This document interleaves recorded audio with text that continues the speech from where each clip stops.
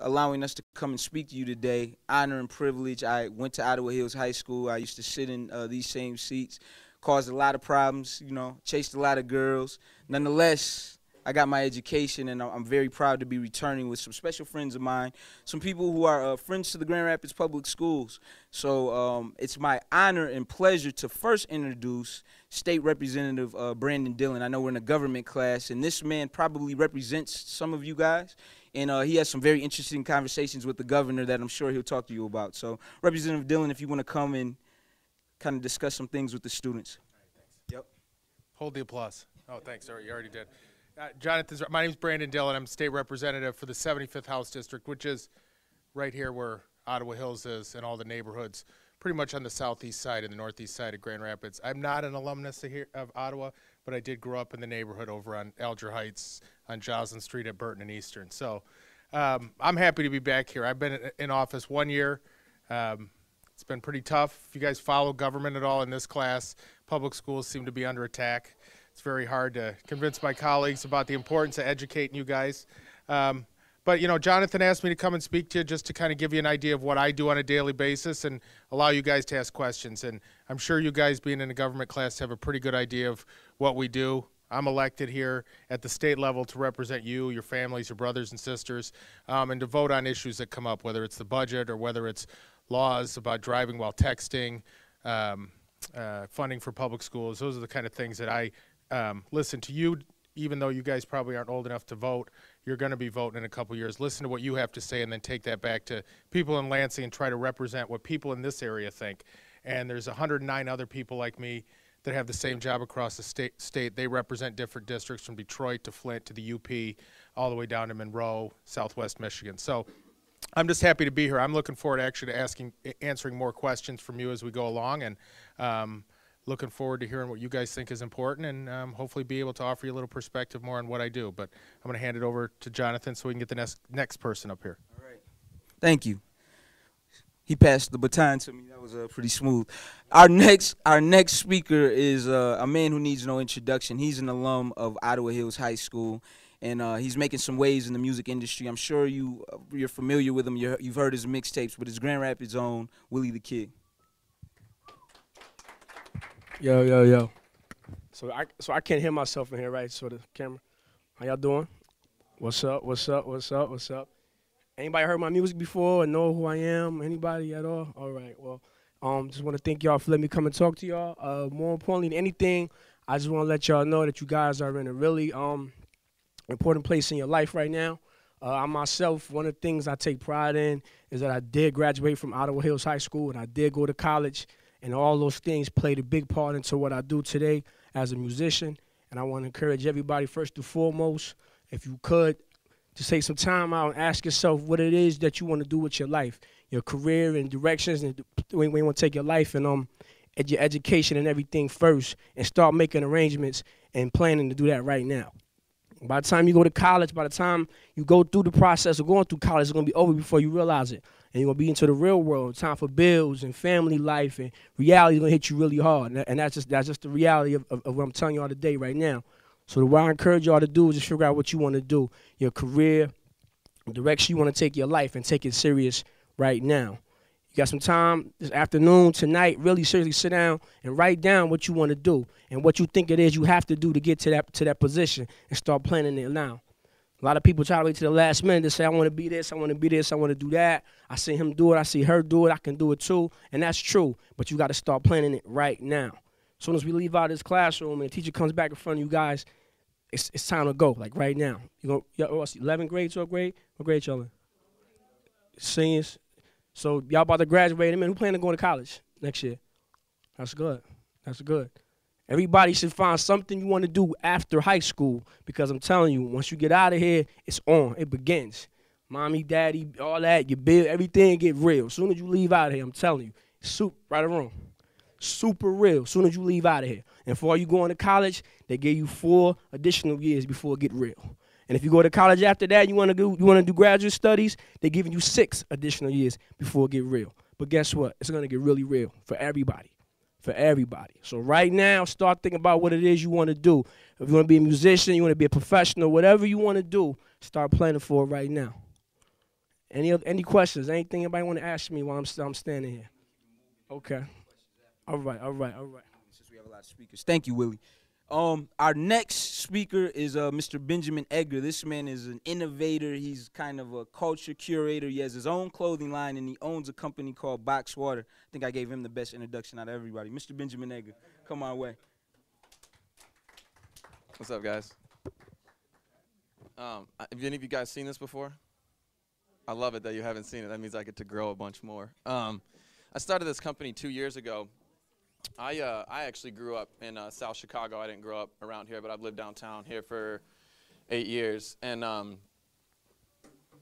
my whole focus on all this stuff, like, I kind of want to say what Willie said was, like, you could pretty much do whatever you want, but don't keep saying that. Every morning, look in the mirror, figure out what it is you want to do, and then if you're not doing that, start doing that. And it seems simple, but no one ever does that. So I was like, I'm going to start this box water company. It's more efficient. It's more green. We're philanthropic. And I just did it. In fact, I didn't even tell any of my friends I was doing it. My good friend David's over there, because I was kind of too embarrassed that the idea was too silly. So I kept it to myself. We're in like 500 stores now across the nation, which is like tiny for a beverage brand. But it's pretty crazy the amount of like interesting people I've met through it, famous people I've met. I employ 5 people now. It's pretty crazy to have a little startup. And then I started a clothing company that started to work 2 years ago that sells in New York. And the one thing I have to say about education is I went to some pretty rough schools growing up, and I also got to go to some pretty nice schools growing up. And the one thing I learned was like squeeze every single drop out of your teachers and out of your peers and out of the environment you're in, the computer labs, whatever it is. Like, and if you go to school and pay for it, like if you were to go to a nice restaurant and order a steak and it comes out not well done or whatever, it wasn't not what you wanted, you're going to send it back. Get the same thing out of education if you pay for it. They owe you an amazing education, and a lot of them here to provide that. So get as much as you can, surround yourself with good people, and don't ever talk about how big you're going to be, just go do it. That's kind of how I feel about this stuff.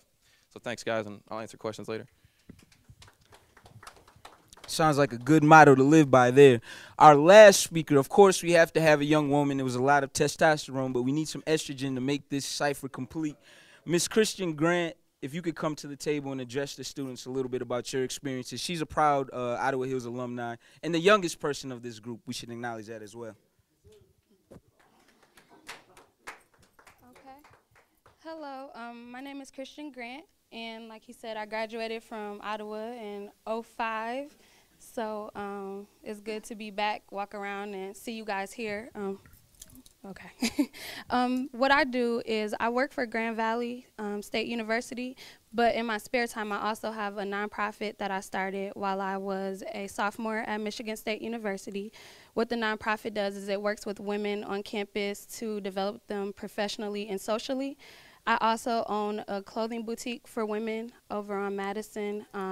It's in the Link Business Incubator. So I guess I do a lot of different things, and if I could give one bit of advice, I was just talking to somebody, and they asked me, like, you do so many different things, they're not related at all. Like, when you talk to people, how does that make you feel, or like, how do people see you? And my thing is, when I was little, a lot of people said, what do you want to be? And I used to say, I want to be a lawyer and a doctor and a teacher, and they would say, oh, you got to do one thing, like, you're doing too much, you're not going to be able to do anything. And my mom said, hey, what you want to do, you go and do it. Don't let anybody tell you that you can't. So I wanted to own a clothing store, and I want to work at a university, and I want to have a nonprofit, and I do it. And I totally agree with what he just said. When you want to do something, you just make it happen. The best bit of advice that I could give is find your passion and go for it. And if you feel like you're standing out, then you're probably doing the right thing. I never fit in. When I was in high school, when I was a kid, I never fit in. I was just myself, and I had to grow comfortable with that, and I had to just make it work. Is that we're good? We answering any questions? Okay, thank you. Right. Now, I want to facilitate any questions, but I'm going to throw some out there as well in order to get the conversation going. Does anybody have a question? I would love to start with one of you guys first. Does anybody have any questions of any of our speakers in particular that they can think of right now? Okay, yes, young lady. I forgot his name. Representative or Willie? Representative. What do you actually do? Representative, you want to step to the front? If, Our kids have just started government in the past 2 weeks, so they don't really. Got it. Well, there's a lot of people who think we don't do much, but most of the time on Tuesday, Wednesdays, and Thursdays, I'm in Lansing. And we have meetings, committee meetings, to vote on bills, different proposals that people put together that they want to become law in the state. But a lot of the time, I'm just actually out in the community meeting with people, going to events like this, talking to students, talking to business people, talking to people who have an idea for something they want the state to do. It's never the same every day. Jonathan can tell you. I've worked with Jonathan for a while. We put out fires a lot, help people if they have a problem with the state, whether it's DHS or Secretary of State or they're not getting their income tax back. We make sure we try to help them. But every day is different. Today I actually can't kind of have a light day, but tomorrow I'll be driving to Pontiac to help another guy who's running for office, to help him campaign, knock on doors, talk to people. Sunday I'll be meeting with constituents. Monday, coffee hours, talking to people, and then Tuesday back in Lansing. So Representative, in layman's language, what would be a problem that one of our students could call you about that goes on in their everyday life? Well, I actually just helped my nephew who had applied to Michigan State and was on the deferred list to get into college and was nervous that he wasn't going to get in because they weren't downloading his transcripts fast enough. So we called over there and just asked him if they would download those as quickly as possible so he'd know, and they did it the next day, and then he found out he got in. So just, if you're having an issue with your driver's license, or if your parents are having an issue with getting their income tax return back, we can talk to those people that seem so far away sometimes to help get things done a little faster. Thanks. That was a really, really good question. And I think if you have a problem, we need to give you Representative Dillon's number so you can call him at his office and get that addressed. I want to go to Ben Edgar. You brought up some really good things in your conversation. I think oftentimes young people don't understand the work that has to be put in order to have your own business. It sounds good, and everybody, runs with the cliche of follow your dreams, achieve your dreams, but there's a lot of goals and objectives that have to be met in order to make that happen. So can you talk a little bit about the hard work that you had to put in to be able to be in a position to own your own business and be an entrepreneur? I would say 90% of it sucks and 10% of it's really good, and that 10% makes up for the rest of all of it. But for example, having employees and stuff like that, not to complain too much, but it's I got some kid with who works for me, he's got a toothache and he's out for the whole week, and I got to figure out how to get product delivered. And everybody's like, oh, I've seen your product everywhere. You guys are on the internet. Celebrities are holding it and stuff. And you would assume that it's all figured out and it's all easy. I think it's about just constantly hustling through the hardest parts of it and then enjoying that 10% that's fun, but starting to figure out how to enjoy that 90% too and take some pride in the fact that it's not easy to do this. Working for yourself doesn't mean you get to wake up late every day, but I actually do wake up pretty late. But stay late though, you know what I mean? It's there's some security in having a job, and there's some amazingness in running your own thing. I don't think either one is better than the other. I think what it came down to is I always wanted to start a branding company, and I love graphic design. And no one would let me do exactly what I wanted to do, so I just did it. Same as Jay-Z starting his own label. It's what are you going to do? You got to do it yourself. Thank you. Any other questions? I want to get you guys' questions in because we don't want to just talk at you. Oftentimes, adults and people may come into the classroom and they may tell you, well, young man, you need to be doing this, or young lady, this is the way to do it. And that's not the type of conversation we want to have. We want to have a conversation where we exchange ideas, and there's things that we can learn from you guys as well. So feel free to chime in at any moment. Are there any other questions in the crowd here? Yes.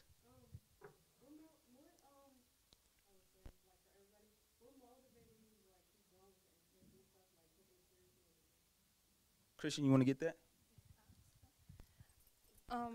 While I was here at Ottawa, my junior year, I actually got pregnant, and I was a straight A student. I was really, really close to all my teachers. My parents did not expect it, none of that. So I actually noticed my teachers kind of fall back, they kind of relaxed on their expectations for me, and it was really hard for me because before they would be on it Christian, we expect this of you, and once I got pregnant, it was kind of oh, okay, well, if you finish this, you finish it, oh, let's go apply to CC, see what happens. And, for me, I was okay, well, that's not, this isn't going to determine where I go in life. So that was a huge motivator for me.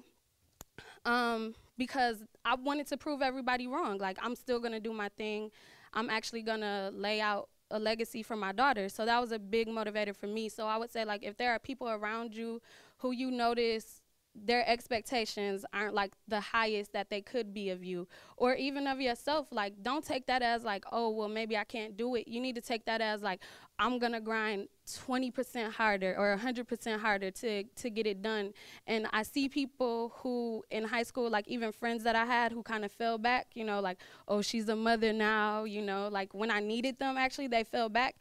They didn't expect a lot of me, and I see them now, and it's like, oh, what are you doing? It's like, oh, I'm doing this, this, and this. And I say, well, what are you doing? They're like, oh, you know, I got 5 kids and I'm doing this. And that's like, that's not what I want to hear at all. Like, I'm never looking down at that, but it's kind of like, oh, okay, like we could have hustled together and made it happen, you know, but we went our own way. So I would say, like, be your own motivation, like, for real. It's good stuff. Mr. Brown. Yeah, just want to ask a question of Willie. Yeah. Willie talked about going off to college and I believe having a college degree as well, and talking about his major. I just want to hear a little bit about that, how he And got started in the music business Yeah. in college and his college degree and some of that. I want to bring you into that too, bro. Actually, Willie's collaborated with everybody from Lil Wayne to Nas to Gucci Mane. So I know, and Trey Songz. Yeah, you know the Trey Songz record, right? And actually, really, Drake just co-signed him as one of the hottest MCs on MTV. Did any of y'all see that? Okay, well, some of us saw it. You guys need to get up on it.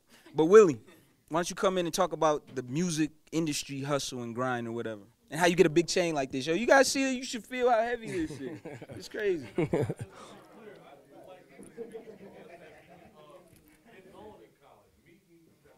Exactly. Yeah. Exactly. The journey. Right, right. It's integrated communications. That's what I studied in undergrad. I'm currently studying right now to get my MBA right now. So, MBA is my master's in business right now, you know. But the funny thing about everything for me, I'm not going to say funny because I think the Lord meant it to be this way, but I always wanted to go to college to better myself. I didn't play ball when I went to Ottawa, football, basketball, nothing, you know what I mean? None of that. My thing was doing music. And they didn't have no scholarships for music, you know, rapping music, you know, to go to college with. So I focused on my studies. I had a 4.0, honors program, everything, you know what I'm saying? And when I got to school, I said I want to go to some college where I can do my music and also get a good education. So I was going to go to Cali. I was going to go to New York. But Atlanta sounded nice because that's where a lot of the music was coming out of at the time. And so I went to Clark Atlanta University. When I went down there, I said, yo, I'm going to get my degree, and I'm going to make a demo that has 5 songs on it. A club song, a girl song, a street song. All these concepts. I wanted to just make a 5-song demo and push it through the whole city while I was in school. Well, that was my plan. When I got there, I met some older guys that was on the campus who was doing music as well. There was a guy named Don Cannon, if anybody ever heard of him, and a guy named DJ Drama, if anybody ever heard of him. They were doing music at the same time, and Cannon believed in what I was doing. He made beats, so I made a 5-track demo with him, and he took it to Drama because they were working together doing parties and DJing. And from that, we built a company. It's called The Affiliates. That's what this chain represents. And from there on, we toured around the world, performing music, DJing, doing parties, working with Lil Wayne, working with Busta Rhymes, working with T.I., working with Young Jeezy, working with everybody. I'm just saying all that to say, if I didn't plan and aspire to go to college and take my education seriously, I never would have met those guys. I never would have made my path. So it's funny how my aspirations of taking my education seriously led me to go and live out my dreams above and beyond what I thought. If I just do my homework today, if I just stay after school and get the extra help I needed, if I take my grades seriously, if I know it's a party going on, I want to go, let me do my homework first so that way that's out the way. And all those things I carried over into college. Before I came to Ottawa, I went to City Middle School. If anybody know anything about City, you know it's a real serious place for education. And at that school, they prepped me to do a lot of things. And I don't want to talk to y'all to death, but I'm going to tell y'all one quick story. While I was at City, I was studying a foreign language. I was studying Spanish. And when I got to Ottawa, I did my high school years here, then I went off to Clark Atlanta University. I'm at Clark one day taking a freshman Spanish course. We watched the movie. And on the movie that we watched, you had to write a report after what you saw in the movie. So I'm writing my report. I'm looking around the classroom. Everybody else is like, and I'm like scratching my head. I'm writing. I know I ain't dumb. You know, I know this stuff. And I tapped some girl next to me. I said, how do you say such and such in Spanish? And she said, and looked at my paper, said, wait, you don't have to write the paper in Spanish. We're writing in English. See, my training from the Grand Rapids public school systems put me that far ahead of all of my peers in Clark, Atlanta, where there's people from all over the country, California, Texas. I mean, everybody's there, Boston. But they're all writing their papers in English. In the Spanish class, I'm writing mine word for word in Spanish. That's what I learned at City. That's what I learned here at Ottawa Hills High School. And I just say all of that to say, taking your education serious will bring you further than even you could possibly imagine. I want to maybe get one more question, and then we'll close out and we'll go on to the next classroom. So I'll take one more question. Yep, sure. Yeah.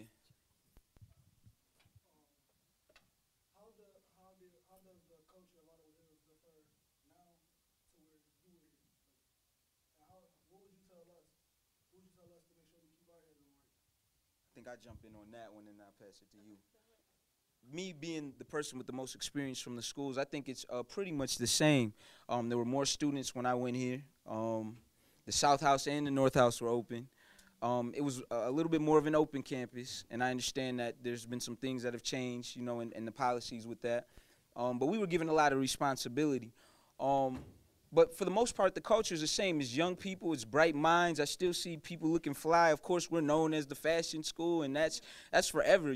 When we come to Ottawa, it's not Ottawa, it's the O, you know. And we were all Indians, and apparently you guys are Bangos, and I think that's a good transition probably. So, but, I mean, the culture is no different. I mean, I think everybody was here and having a good time and trying to figure themselves out.